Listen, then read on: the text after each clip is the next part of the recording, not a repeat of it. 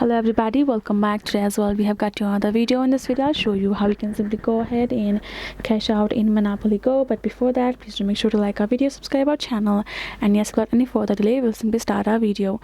So for that matter, the very first thing for you to simply access your Monopoly Go in your mobile phone, and you're gonna find this kind of interface, right? So here in this section in the money, you're gonna find this right over here. So that 11,252 is your money, and this is simply the level of your net worth, right? That will simply open up all the services that you're going to use. And here in this section, if you would like to earn money or cash out them, the first thing would be simply for you to simply start tapping on go and start playing here in the board. And you can see whenever it reaches according to the amount every steps has, you will get that much amount just right over here, and it will be collected. You can see again we're going to tap on this go, and now it just had added the amount over here, and we can go to this bill section and spend our money as we would like. So let's say we would like to build this.